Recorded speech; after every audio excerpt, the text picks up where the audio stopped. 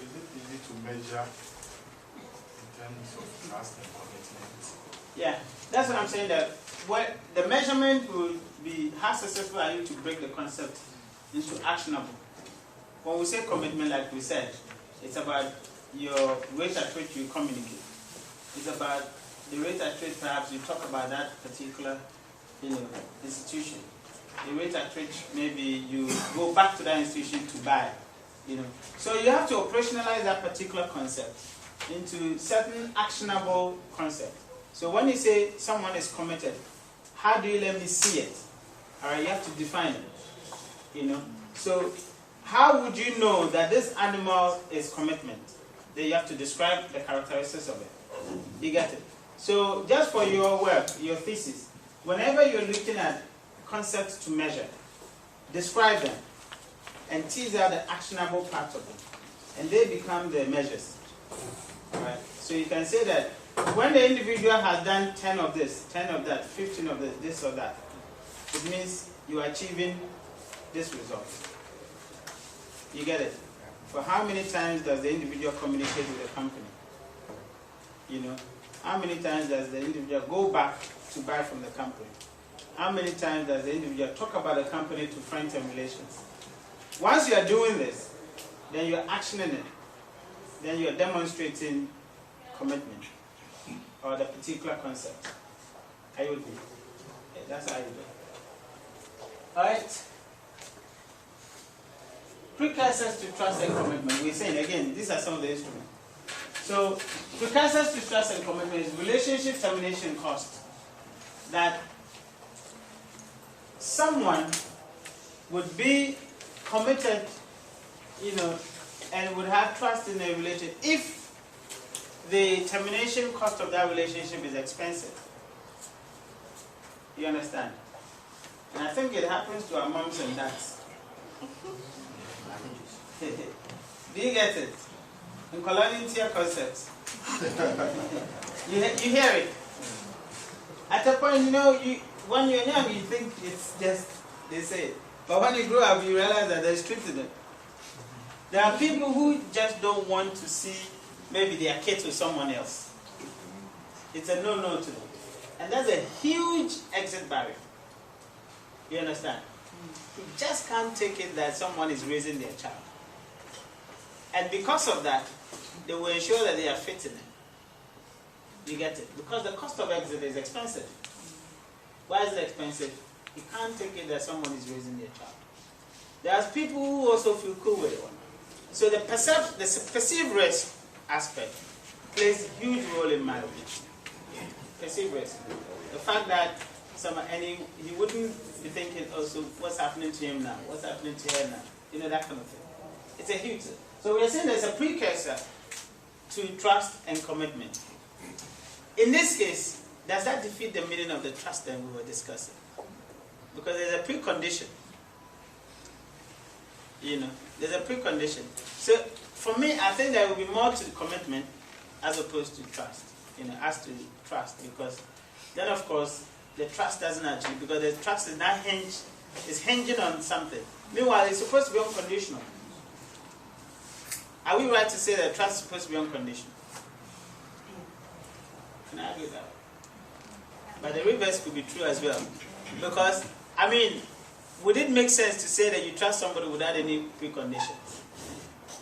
But that is philosophical, so we can debate that one later. Because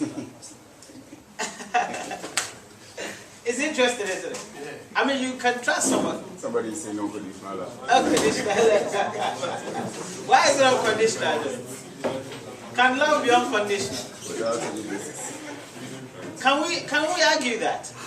Yes. How do we argue that love is unconditional? Then it doesn't exist in it. So I don't believe in that because in the first place something has to attract you. That's the thing.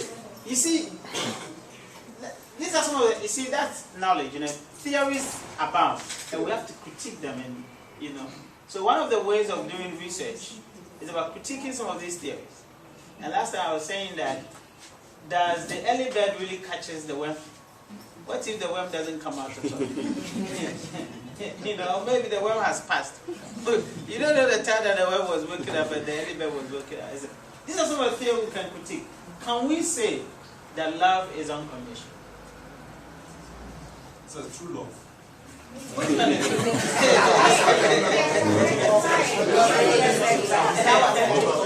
Yeah.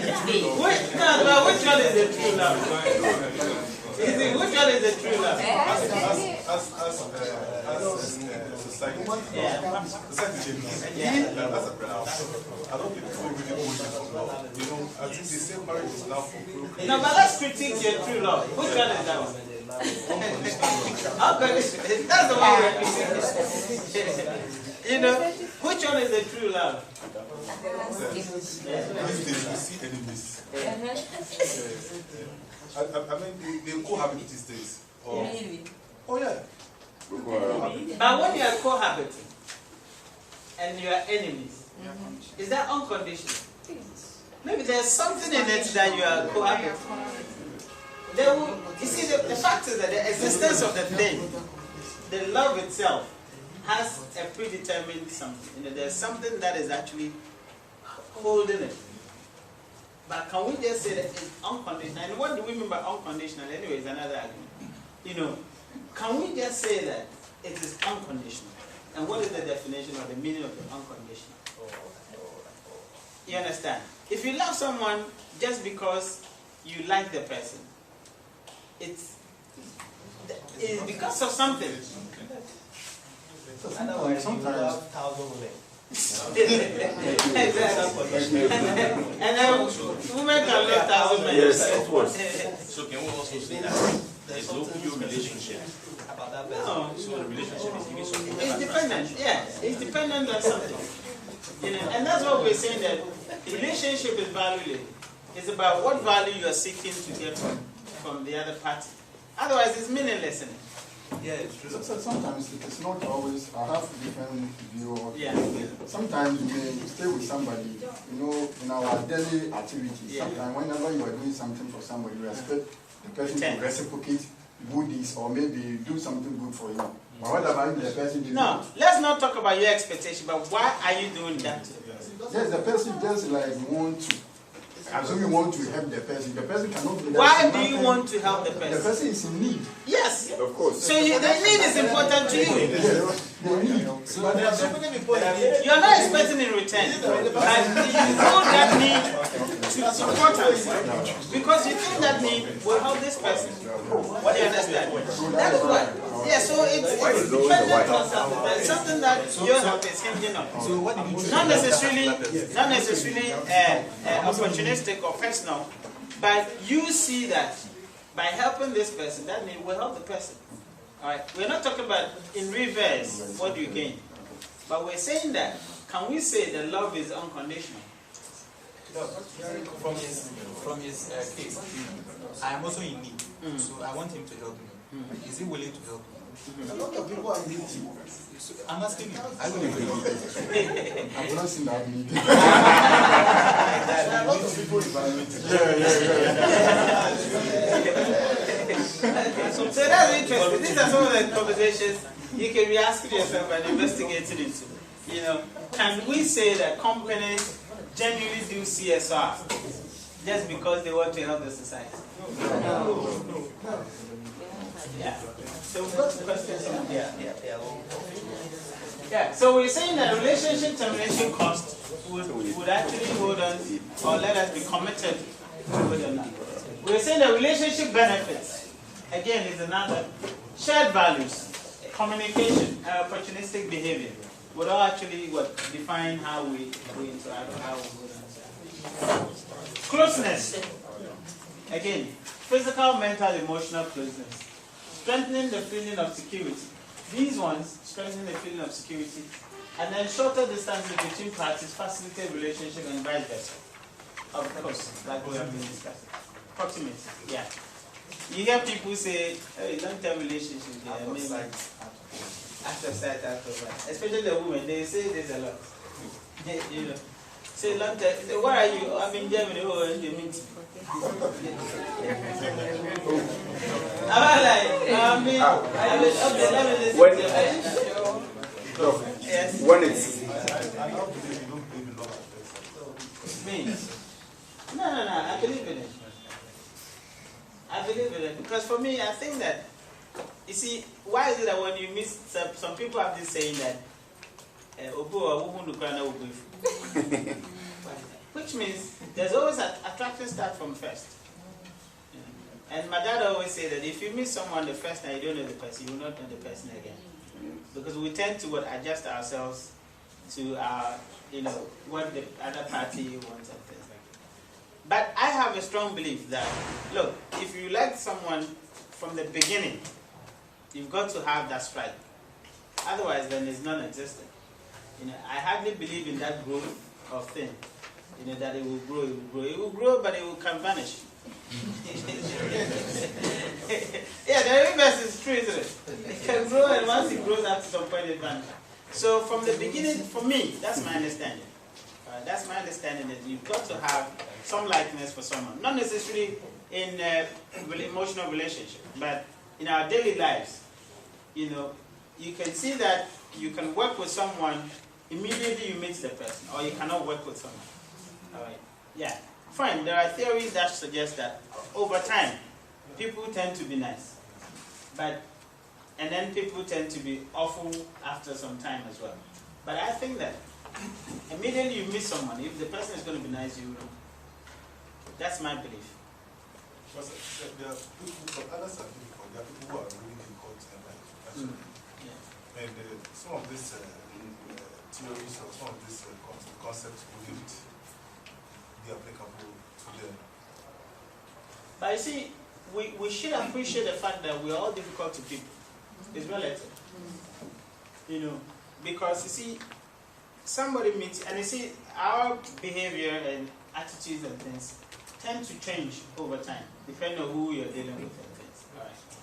You would think that you are so easy to deal with. Look, you go and meet someone and the person will tell you, Charlie, some guy said you'll be difficult. And then you say, really? You understand? So these things are there. Factors come into play. So that's why you always have to, and I always say that, look, if you're an individual whose character and attitude and behavior is consistent with everyone else, you're not normal. You understand? You're not normal because you're not recognizing the variations. You should know that, oh, this is your senior man, this is your junior man, oh, this is woman, this is, you understand? The way you behave to your dad is entirely different, the way you behave to it. But if your behavior is consistent over time with everyone else, then I think there's something wrong. Because you need to be able to, because you should have the capacity to vary the way you behave. You should have the capacity. That's why there's a tendency that somebody will meet you today and say, oh, this guy is difficult. And somebody is like, really? So it's not difficult at all. Or maybe it was a bad day that you met him. These things are there. So we have to be careful in judging whether people are difficult, whether they are nice, whether they are. Because the person laughed at you, this guy be nice guy. Tomorrow he shows you and you go, I didn't know that this guy is no good at all. So we have to be very moderate in forming opinions, about people over time. Because you don't know when he's going to be nice to you and when he's not going to be. And we all have that the same attitude. Sometimes we are snobbish to people, sometimes we're nice, sometimes. But there are times where you can say that this one is awful. Because almost everyone says it. And when people have a generalized view, then of course, you can't just argue otherwise. Then it will be that maybe once a time he changes and he's nice. So these are some of the things. Yeah. So we're saying that these things also, predetermine relationships. They are drivers to relationships or not relationships. And like we say, satisfaction, customer satisfaction, is actually psychological evaluation of performance. And that is why satisfaction actually differs. The other time we were talking about the banks and whether we'll switch and things like that. And somebody mentioned about GCB being fantastic. Who said? And they are improving. Yeah. Who said it? Yeah, you said that. You see, that's what, because it's a psychological process. And they say they are informed by our experiences. Okay. So if, for example, I haven't been to GCB before, and you are talking about how atrocious their relationship is, I may hear it, but not necessarily hold it to it, because I haven't experienced it. You know. Or GCB is where I've banked all my life. I haven't experienced other banks. How do I get to know that the services are atrocious? Because I take it that that's the norm. Alright. And that's why some of our behaviors are okay with us. And then you go to some country and then it's a no-no. You know. I'll give you an example. Myself and my friend, we went to Sunday market. And there's Sunday markets where you can get things cheap. So there's this desk that when things were there, and then the guy had moved from his desk to somebody. So we're there, and then the guy said, "Oh, he's there." And then my friend said,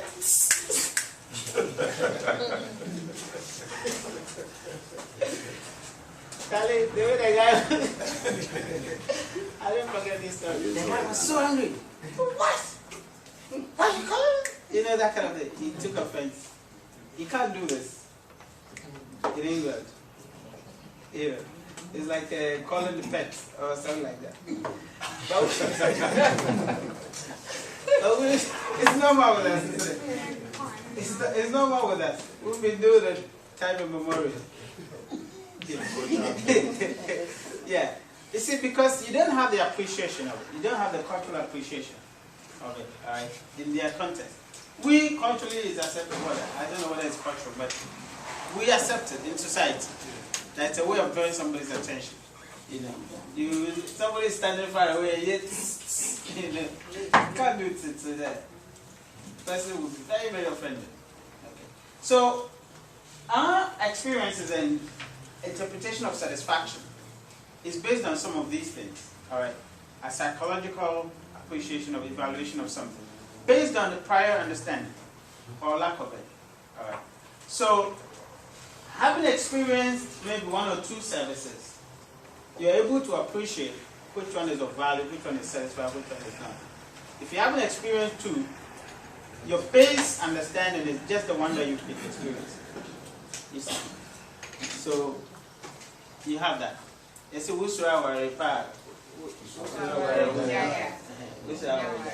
that's it. You see, because you don't have any basis to evaluate that this one is good, you know, unless you move into that one. So there's always that tendency. But I said there's also a probability that whenever you talk that bad, there's a tendency to fall into the worst one. Of course. So there's no. There is tendency to also to fall into the worst one. Yeah, but you see, the understanding is that you have a base knowledge that informs your choice going forward. You see the moral behind it? Yeah. You have a base knowledge that informs your choice going forward. Maybe you made a wrong one. You've learned from it. You say, hey, the next one you have to properly scrutinize. Sorry, David. Okay, equation. You're out. Maybe the other time you were saying that sorry doesn't matter. You know, but now you have to evaluate properly. You see, so I say shoot, I will shoot. Matricle, okay. You understand? So now it's rigorous. Your selection process is now very rigorous. That's necessary. So we're saying that customer satisfaction is also a determinant, obviously, whether you actually stick. It's a relationship drive. The entire retention argument is based on that, you know, whether this person is satisfied or not. But like we said, the satisfaction level is relative from customer to customer. So that's why you always constantly want to find out from customers whether they're okay, because a section of it may be thinking you're doing fantastic. A section of it will be thinking you're not. What's the majority? So once you evaluate and you have majority, you'll be able to say that yes. But if the person hasn't got a capacity to evaluate to say that you're performing, then there's a problem. So then you have to check yourself and see, you know, whether you can. And then customers are satisfied when the expectation of values are positively disconfirmed. All right. Because you see, when it's confirmed, you haven't actually gone beyond, because that's what he expects. Right. But when there's a disconfirmation of values, so the person expects this, and you go beyond that, then the person is really satisfied. That's the assumption, of customer services. But if the person expects the service at start, we grow up knowing that every morning your dad has to do what? Feed you and do this. You take it as normal, because that's the routine. It's your dad's responsibility to do that. All right. So the only time when you think that, hey, Charlie, this man, is when he surprises you with stuff. All right. But the other ones, you think it's his responsibility. So are you not terming that as customer delight? What is the difference between customer delight and customer satisfaction? There's a lot of literature that actually talks about this delight thing. Delight and satisfaction. And they think that it's, absolutely, delights. I don't know the construct. Yeah. I think the delight is when the satisfaction is beyond what the customer expects. Yeah. But operationalizing it is what I actually say. When you look at the literature, there's always the argument about operationalizing the delight construct. At what point can somebody say that it's been? But of course it is overly fantastic. People will use that language. When they're overly fantastic and they think that this one is beyond value. Is there a practical example? Yeah, I think that you can have a practical example where a company has gone entirely off their way to do things, or a staff has gone entirely off their way to satisfy you. It wows you. All right, it wows you. But let's say, let's give an example. Yeah, let's give an example. Can somebody tell us, maybe your experience with a customer? Yeah. Mine was a taxi driver. Yeah. I traveled somewhere and picked me to my hotel. Yeah. So when we got there, I pulled my light and he said, please wait. So I thought I was in the wrong hotel. So I pulled up the booking, everything, looked at it, and it was the same hotel. So the car came to my side, opened my door, picked my bag, and walked me to the reception. Yeah. I said, wow, where are you coming from? Sometimes you don't properly alight from the car. And the taxi is moving. So sorry. I blew my mind, okay. Yeah. Why you to say, please wait? Yeah, and that's being courteous. Yes. He came to my side, opened, took my bag, walked me to the reception. That was fantastic. Fantastic sense. Hearing that, sometimes you don't properly alight and the car is moving. Yeah. So, But you see another customer. no, it wasn't like Yeah. Last time, the gentleman in spectacles gave us a fantastic example of how a bank visited attended a funeral. Yeah. Something like that. Yeah, exactly. The funeral. That's it. Yeah. Then But the situation where a lady with a baby went to the bank and then they took the baby for her to go through the process. Yeah. Then Is it a UB address? yeah. It's awesome. Now, how do we contrast that with satisfaction? Yeah. How do we contrast that with satisfaction according to you? Yeah, the customers are satisfied when the expectations of values are positively disconfirmed. Yeah. What you are expecting, you say yes, so you are not happy. So that becomes a distance. Yeah, so that's negative. But when you're satisfied, yeah. I think the satisfaction comes out of the purpose for which you went. You went in. Yeah. The service for which you are born in is effectively served. Yeah. If it's effectively served, then you get satisfied, whether other things come in or not. So for example, you go to the bank, and you go to the bank and there's no queue. Now the fact that there's no queue itself is not satisfaction. But then the fact that the end result that you went in is actually served properly, that one it becomes, because the values that you are actually expecting from them is actually, yeah. Now if there's always queue, all right, and then the next time you go there, there's no queue, are you satisfied or not?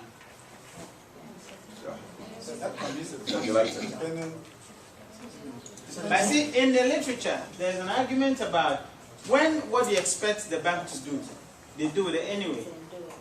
You don't really, because you think there's a responsibility of the bank to have easy access. It's neutral. Yeah. So it's neutralized. That's the argument. Anyway, we can think about it. Yeah. Yeah, sorry. Yeah. Still, I still don't get it. Yeah. There's like the delight and the satisfaction. Yeah. We That's why I'm saying that there's a debate on delight and satisfaction. But of course we have examples that show delight. That is when it's an absolute mind blown. Yeah, you wanted to say? Like the example, yeah. That the woman went to the hospital, for example, says, her baby was taken away from her. Yeah. So that she didn't go through the process. Yeah. I think that is delight. So which means that the delight goes beyond the values, because it's not part of the transaction. So that's good. Yeah, I was going to give an example of the satisfaction. For example, there's a new block. We all expect that we'll have air conditioning, power point, water running, and so on. You come for lectures at 7:30. Water is not running. Because the man who is supposed to turn on the car has not reported. There is no air conditioning here because they have problem with power. The satisfaction is not there. So I know why you pick that. The politicians always want to smuggle something in the discussion to make their point clear. So, but actually, we hear you. in an educational setting, yeah. I don't think you have to be very comfortable when learning. I don't know.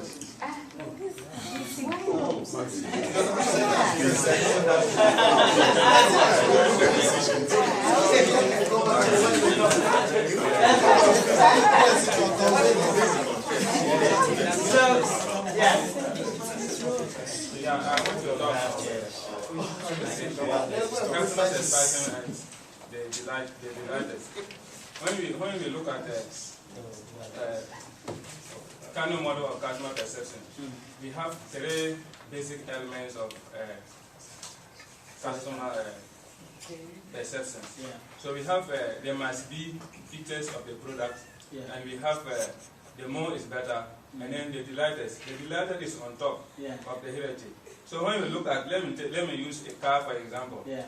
And when we look at the car, there must be features of the car supposed to be the model of the car, that the basic function of the car is for transportation. Yeah. So the car must have all the components that make the car work. Yeah. So that alone is they must give the customer satisfaction of there must be features. Then we move step further. We have the more is better. Then marketers now have to design a car by adding certain components. Yeah. By having video tapes and then all those things inside the car to make the customer feel a little bit comfortable. That is the second aspect. Then the delighters are now on top. So what will you now make a car to make the customer? So the delighters. Then you put in the bumps and the what's the potholes that a car can jump over. The car can jump over. All those the new Mercedes. are now the delighters. Yeah, it jumps over potholes. So the customer will now finally. It has sensors. That when the pothole is there, it jumps.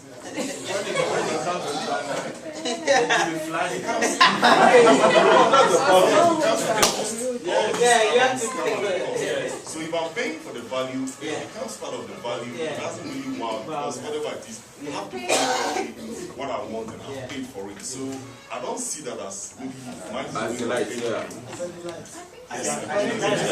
So once there's a cost component, it's no longer a delight. Yeah, because if you are going into a premium. Yeah. The satisfaction, to my thinking, is all about the core performance of the product or services that you expect when you buy the particular product. Yeah. Like as you say, if you advertise your car, definitely you would want to, if you like, depending on what marketing strategy you are using, you may want to hammer on the benefits and the features. So for example, the car, you would have spelled out all the features of the car. So if I look at them and I come to buy it, I expect that the features will perform as you advertise. So that is satisfaction. But if you want to delight me, for example, you may have to add some other support services that says maybe within 1 year, if you encounter any challenges, bring it back. We'll do it free for you. So your warranties and other things then will delight you. Especially when you are really in need of that. You know, when you are really in need of that and you send it there and they say, oh, we can fix it free of charge. So wow. The light should not come with a cost. So it shouldn't come with a cost. So we're saying that satisfaction drivers, like we're saying, core product or services. So once the core product or services are intact, then of course that drives the satisfaction. Support services and systems, technical performance, elements of customer interaction, effective dimensions of services. So like the discussion that we're having, saying that these are some of the what? Drivers, or these are some of the things that actually drive satisfaction. But we're saying that, again, here, confirmed standards lead to moderate satisfaction, just like the explanation that you have. So once these ones, there are standards for these, how the product is supposed to look like or supposed to function like, and the service, how support service and systems supposed to look like. Once the standards, let's say the standard is 5, whatever value you can place on it. This one tells you that if the standard is confirmed, it leads to moderate satisfaction. So positively disconfirmed, better than expected, then perhaps we can talk about what? Inching towards the, what do you call, the delight. You know? And once you have negatively disconfirmed, leads to what? Dissatisfaction. So, again, satisfaction processes. So what actually leads to the satisfaction process? Again, we're talking about customer satisfaction indices, feedback, you know, market research, frontline personnel, strategic activities. So how are the frontline personnel engaging? Are they able to say, oh, I'm sorry that you have these problems, let me see how best I can help you with? Or they are just saying, oh, it's your fault. I think when you see the year cry, now we are the thing.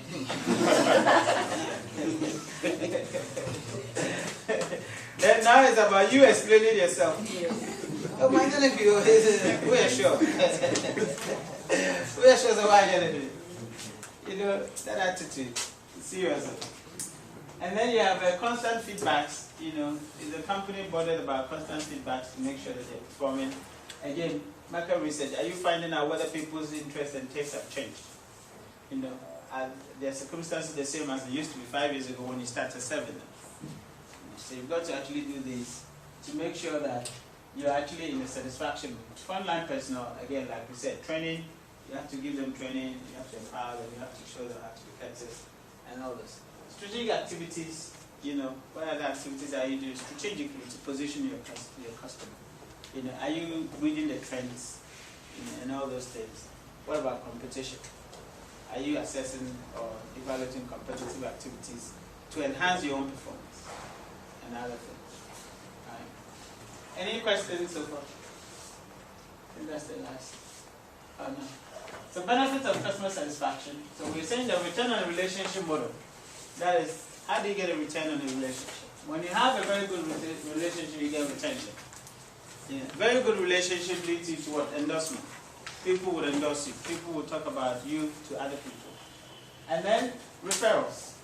They will refer people to you. They will refer their families, friends and relations to you to buy company profit. So in the end, it leads to profitability.